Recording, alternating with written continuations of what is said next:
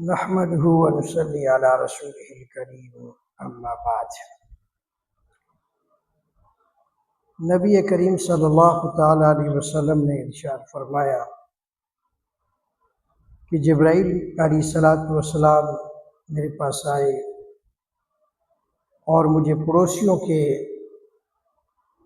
حقوق کے بارے میں تاکید کرتے رہے، اور اتنی تاکید کی، اتنا بتایا کہ مجھے گمان ہونے لگا کہ کہیں پڑوسی کو وراثت میں کوئی حصہ داری کا حکم نہ آ جائے۔ یعنی اس قدر پڑوسی کے حقوق کا خیال رکھا گیا ہے کہ جبرائیل کے ذریعے رسول اللہ صلی اللہ تعالیٰ علیہ وسلم اس بات کی تاکید کی گئی اور بار بار پڑوسیوں کے حقوق کے بارے میں بتایا گیا۔ تو اس لیے آج ہمارے معاشرے کے اندر سب سے بڑا مسئلہ یہی ہے کہ پڑوسی سے تنگ ہے۔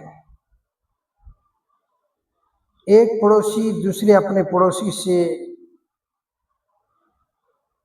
عزت کی وجہ سے اور بھی کئی وجوہات سے اس پڑوسی کو گلہ موجود رہتا ہے۔ اس لیے ہمیں چاہیے کہ ہم پڑوسیوں کا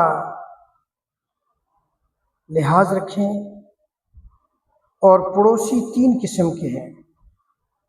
ایک پڑوسی وہ ہے کہ جس کے ساتھ دو رشتے ہیں، ایک پڑوسی وہ ہے جس کے ساتھ تین رشتے ہیں، اور ایک پڑوسی وہ ہے جس کے ساتھ ایک رشتہ ہے۔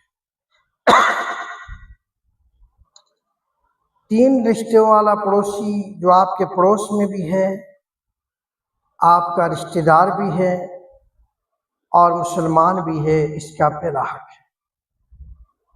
یعنی آپ کے پڑوس میں رہتا ہے، ایک پڑوسی کا حق، دوسرا رشتہ داری کا حق، اور تیسرا آپ پر مسلمانی کا حق، یہ کہ اس کے مسلمان ہونے کا حق۔ اور دوسرا پڑوسی وہ ہے جس کے دو حق ہیں۔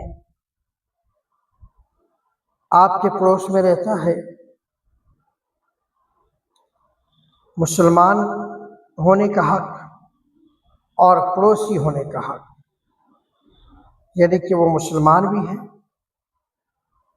آپ کا پڑوسی بھی ہے، لیکن آپ کا رشتہ دار نہیں ہے، آپ کی برادری نہیں ہے، لیکن ہے پڑوسی۔ اس کے دو حق ہیں۔ اور جس کا ایک حق ہے، آپ کا پڑوسی ہے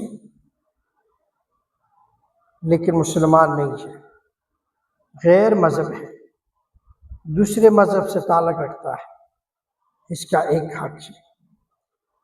لیکن اگر کافر پڑوسی ہے، غیر مذہب سے تعلق رکھنے والا، اگر آپ کا پڑوسی، اگر آپ کے دین کو وہ نہیں کہہ رہا، اگر آپ کے دین کو، اسلام کو، مسلمانوں کو، ایمان کو برا بھلا نہیں کہہ رہا، تو اس کا خیال کریں، اس کے خلاف ڈنڈا اٹھانے کی اجازت